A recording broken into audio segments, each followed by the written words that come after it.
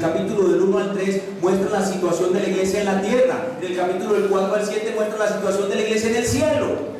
Y eso sirve de consuelo para los que están muriendo. Antipas, mi siervo Antipas, que fue muerto por causa del Señor. ¿Dónde está Antipas, Señor? ¿Qué le pasó? Está orando, feliz.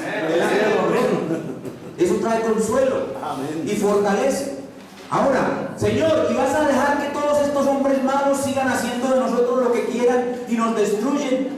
¿Hasta cuándo no vengarás la sangre de tus siervos? No se preocupen, viene el otro cuadro. Las 7 trompetas del Apocalipsis. Los juicios preliminares admonitorios de Dios. Juicio sobre la tierra, juicio sobre el mar, juicio sobre los ríos, juicio sobre las personas que no tienen la marca del Señor, sino que toman el número de la bestia. El tercer cuadro, capítulo del 8 al 11. Y luego, lo que este cuadro me fascina, es lo que yo llamo la saga de Cristo. Es una historia maravillosa, la mujer y el dragón, que es una historia para niños. Ustedes saben que en el Apocalipsis hay una historia especial para los niños, en el capítulo 12 al 14. La saga de Cristo, la mujer y el dragón. El dragón se va a comer a la mujer le dan alas de águila y vuela al desierto.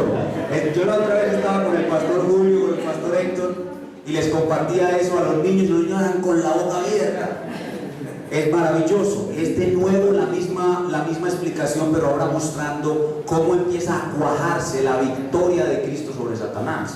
Y ese es el cuarto cuadro. Pero ese juicio temporal que hay en el capítulo del 8 al 11 anuncia un juicio definitivo en el 15 al 16, que son las copas de la ira de Dios, y hay una correlación perfecta entre la primera trompeta y la primera copa, entre la segunda trompeta y la segunda copa, tercera, cuarta. Y si ustedes quieren aprender esto, lean el libro de William Hendrickson, que se llama Más que Vencedores, y ahí van a ver una exposición erudita de este libro, erudita y sencilla a la vez. Si lo bueno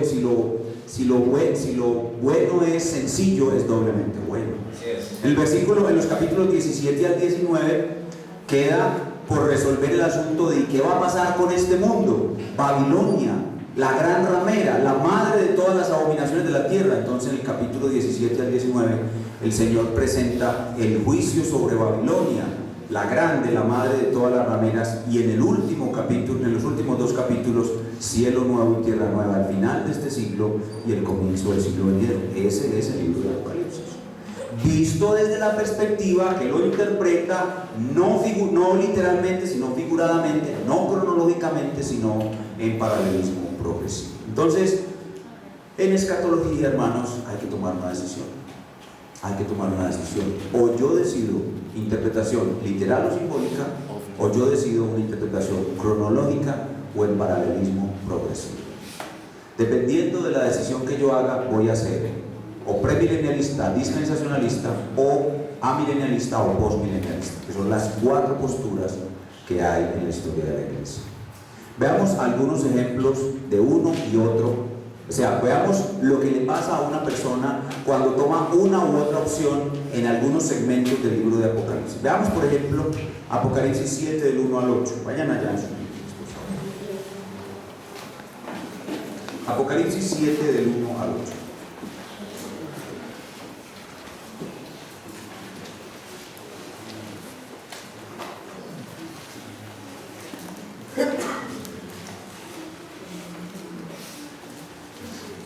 Dice la palabra de Dios: después de esto vi a 4 ángeles en pie sobre los 4 ángulos de la tierra, que detenían los 4 vientos de la tierra para que no soplase viento alguno sobre la tierra, ni sobre el mar, ni sobre ningún árbol.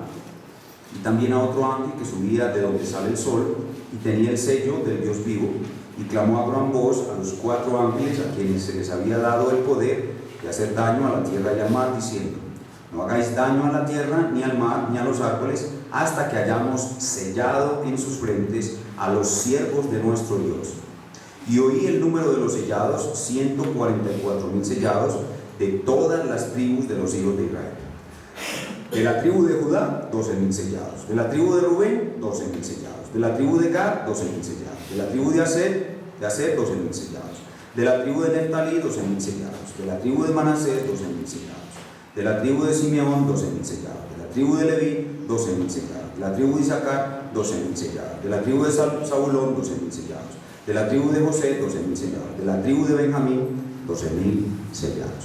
Si yo interpreto este pasaje de una manera literal y cronológica, yo tengo que aceptar que literalmente se trata de 12.000 judíos de cada tribu de Israel que serán marcados por un ángel en sus frentes con una señal especial, y que esos judíos serán, como dicen nuestros hermanos dispensacionalistas, el instrumento de Dios para la evangelización del mundo durante la gran tribulación, y que son 144.000 exactos, ni uno más ni uno menos, y que esto va a ocurrir cronológicamente, como estamos en el capítulo 7, y ustedes recuerdan que para la estructura cronológica del 1 al 3 es la era de la iglesia y del 4 al 18 es la gran tribulación. Entonces eso ocurrirá durante la gran tribulación. Esta interpretación tiene un gravísimo problema, y es que la lista omite a la tribu de Dan y a la tribu de Benjamín.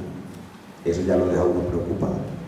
Si son 12.000 de cada tribu, como lo anuncia al principio del pasaje, ¿qué pasó con los de Dan y Efraín? El otro problema es que a la sazón, o sea, al día de hoy, las tribus de Israel están perdidas. No se sabe dónde están las genealogías, ni dónde está la nación como estaba en su estructura primitiva. Entonces, es más fácil pensar que esto es un asunto simbólico que un asunto literal. Si lo tomamos en manera simbólica y en paralelismo progresivo, entonces, simbólicamente, los 144.000 judíos representan al Israel espiritual. ¿Por qué? Porque el Israel antiguo es un tipo de la iglesia. Entonces los 144.000 representan al Israel espiritual, o la iglesia militante entera entre el periodo entre la primera y la segunda venida de Cristo, que es terminada de reunir entre las dos venidas. Y el sello que se les pone en la frente, se habla de la frente es porque esas personas tienen una forma de pensamiento específico. No es un sello literal en la frente, sino que la frente representa el pensamiento. Mi frente, la Biblia, el Señor le dice a Ezequiel, capítulo 3, versículos 8 y 9, dice: he aquí yo he hecho tu rostro fuerte, tu frente fuerte, más como pedernal, como diamante, más dura que pedernal he hecho tu frente, así que no los temas ni tengan miedo delante de ellos. Entonces la frente es un símbolo del pensamiento, y el sello que se pone sobre la frente es un símbolo de la manera radical y absoluta y forma de pensar absoluta y radical que tenemos los hijos de Dios. El sello nuestro es invisible, es el mismo espíritu, la unción la que nos sella. Entonces no es un sello físico, no es un sello literal. Entonces, ¿cómo se acomoda esto a mejor? Si es literal o es simbólica. Fuera de eso, en Apocalipsis 14, del 1 al 5, se muestra que esos 144.000 incluyen a personas de toda nación, tribu, pueblo, lengua. Y eso acaba todavía más de hacer dudoso el argumento que lo interpreta de manera literal. Veamos otro ejemplo, Apocalipsis 11. Este es muy famoso, y en el ambiente dispensacionalista fantasioso, novedoso, dramático. Apocalipsis 11 dice: entonces me fue dada una caña semejante a una vara de medir, y se me dijo: levántate y mide el templo de Dios y el altar y los que adoran en él, pero el patio que está fuera del templo déjalo aparte y no lo mides, porque ha sido entregado a los gentiles, y ellos hollarán la ciudad santa 42 meses. Y daré mis 2 testigos que profeticen por 1260 días vestidos de silicio. Estos testigos son los 2 olivos y los 2 candeleros que están en pie delante del Dios de la tierra. Si alguno quiere dañarlos, sale fuego de la boca de ellos y devora a sus enemigos, y si alguno quiere hacerles daño, debe morir él de la misma manera. Estos tienen poder para cerrar el cielo a fin de que no llueva en los días de su profecía, y tienen poder sobre las aguas para convertirlas en sangre, y para herir la tierra con toda plaga cuantas veces quieran. Cuando hayan acabado su testimonio, la bestia que sube del abismo hará guerra contra ellos y los vencerá y los matará. Y sus cadáveres estarán en la plaza de la grande ciudad, que en el sentido espiritual se llama Sodoma y Egipto, donde también nuestro Señor fue crucificado. Y los de los pueblos, tribus, lenguas y naciones verán sus cadáveres por 3 días y medio, y no permitirán que sean sepultados. Y los moradores de la tierra se regocijarán sobre ellos y se alegrarán, y se enviarán regalos unos a otros, porque estos 2 profetas habían atormentado a los moradores de la tierra. Pero después de 3 días y medio entró en ellos el espíritu de vida enviado por Dios, y se levantaron sobre sus pies, y cayó gran temor sobre los que los vieron. Y oyeron una gran voz del cielo que les decía: subid acá. Y subieron al cielo en una nube, y sus enemigos los vieron. En aquella hora hubo un gran terremoto, y la 10ª parte de la ciudad se derrumbó, y por el terremoto murieron en número de 7,000 hombres, y los demás se aterrorizaron y dieron gloria al Dios del cielo. El segundo ay pasó de aquí, el tercer ay viene pronto. Si nosotros interpretamos este pasaje literal y cronológicamente, tenemos que hablar que en el periodo de la gran tribulación, recuerden que la interpretación cronológica exige que entre el capítulo 4 y el 18 todo sea circunscrito a la gran tribulación. Que en el periodo de la gran tribulación literalmente Dios enviará a 2 hombres que en la ideología dispensacional se dice que eran Moisés y Elías, puesto que fueron los que aparecieron con él en la transfiguración. Y que estos 2 hombres estarán predicando el tiempo exacto de 1270 días durante la gran tribulación, vestidos de silicio. O sea, se vestirán en la forma habitual, como los hombres del antiguo pacto se vestían para expresar dolor o arrepentimiento. O sea, que se vestirán como con una especie de costales, como con unos costales llenos de cenizas. No se vestirán de la forma normal como todo el mundo, sino que saldrán a la calle vestidos de costal.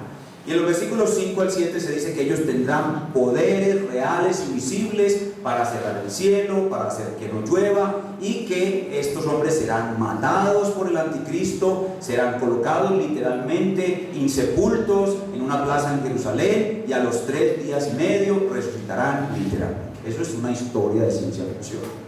Es una fantasía. Si usted lo toma literalmente, se convierte en un guión espectacular para una película, y de hecho hay varias películas que hablan sobre estas cosas.